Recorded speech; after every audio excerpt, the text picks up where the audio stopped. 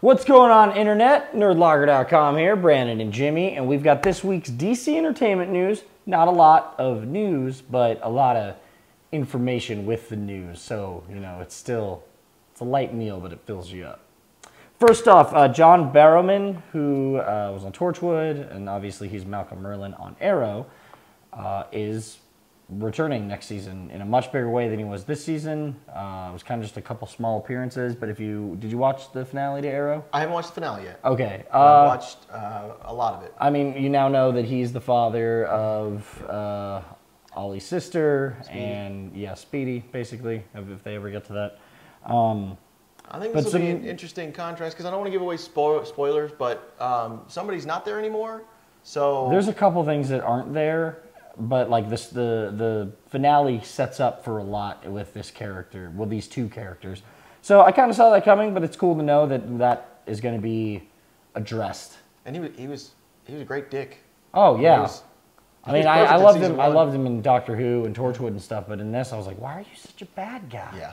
You're always such a good guy. Next up with CW, they released a 5-minute trailer for The Flash, which looks awesome, but I will say kind of pissed me off. What part? The Green Arrow cameo. Yeah. That you know is a cameo. That you know is going to be that whole scene we just saw in the trailer. There you go. Thanks for that, you guys. Thank you for that. For ruining that cameo.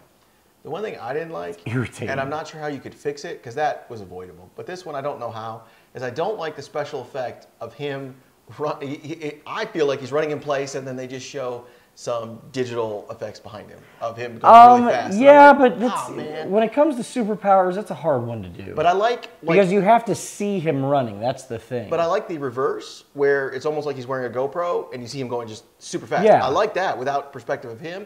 I like as a bystander, I'm over here, and you're running really fast. I don't mind that. See it going back. But I just don't like when the camera's on him, focused on him. I mean, it's kind of like goofy. I mean, the thing is when they did that with Smallville, when he was running fast. Yeah, I agree. He was the blur, but they focused on him moving fast, and they'd show him go from one place to another. Yeah. You kind of have to watch the Flash run. Like, that's his... I'm sure there's going to be a lot of blurry running and like, when'd you get here, Barry? Like, I'm sure that's going to happen. I did like the sort of Professor Zoom nod. Yeah. Which seems awesome. I have a lot of hope for this show. I mean, Arrow's been good. I feel like there's some really cool things that can be done with this, and I was impressed. It also looks like they could definitely go a darker route with this. Like, there's a lot of things they can. Well, that's what I was surprised in season 1 of Arrow. I mean, he's killing people. He was dark. Flat out murdering people in It Arrow. was dark, and they got to get away from that. But yeah, I mean, you notice season 2 they approach it like, I can't kill anymore, guys. Like, okay, that was. So it'll be interesting if they take Flash a little darker. Yeah, I'm excited to see it. I hope it doesn't suck. As far as Superman, Batman news is concerned, we've seen Batman. Yeah. We haven't seen the new Superman costume, but it's probably not going to be too different from what we saw before. No. I don't know if you've seen the sad Batman memes. They've been putting Bill Murray's head on the Batman body.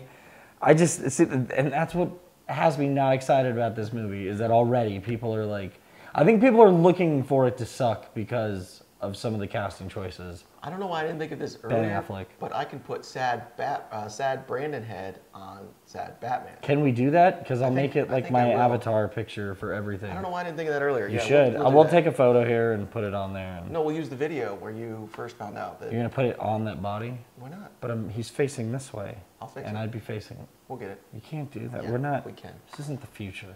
I just want my face on that body, and then I'll just tell people it's me. We'll get it. Super buff. We'll get it. So we haven't seen her costume yet, Gal Gadot, but she was out filming. Michigan, not Detroit. Yes, in Detroit, not Cleveland. I was like, he hates Cleveland. I forget what city he hates. I hate Detroit. Or he loves. I love Cleveland. Cleveland sucks. So anyways, that's completely off topic of everything.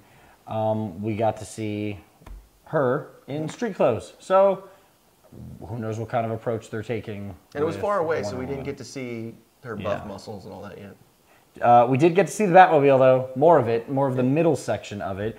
And honestly, I always want to say, it's really hard to mess up the Batmobile, but we have at least 2 movies that messed up the Batmobile big time. And I have to say, I'm happy with this one.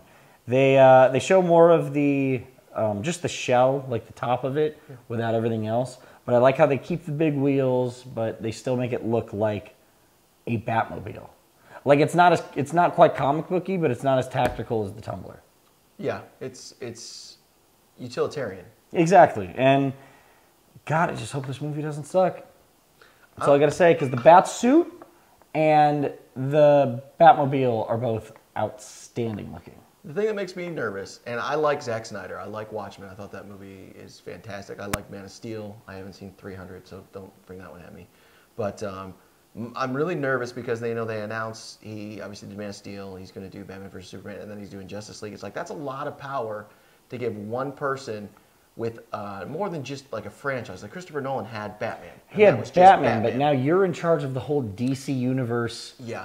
And that's well, scary. I mean, it's like kind of J.J. like Joss Abrams, Whedon, I'm sorry, but Joss Whedon is not. They just gave him Avengers. But he's overseeing everything, but he's not doing everything. I mean, he's helping when needed, but Zack Snyder is doing Superman, huge. The introduction to Batman, the introduction to Wonder Woman, everything. Like, yeah. And I mean, maybe it works, maybe it doesn't. It just makes me nervous. I'm not saying it's bad yet. It makes me nervous. I'm still on the sad Batman side of this argument. But Jesse Eisenberg's finally come out and talked about being Lex Luthor, which is weird. He hasn't said a thing yet. But he just talks about how he's looking at it as a role. He's not going to try to be someone who's already been Lex Luthor. He's not. I take it he's not a big comic book reader, which could be good, could be bad. It kind of surprises me, though, because he strikes me as a comic book reader. Yeah. I mean, or he just sits at home and doesn't talk to anyone. But, like us? Yeah, except we read comic books when we do that.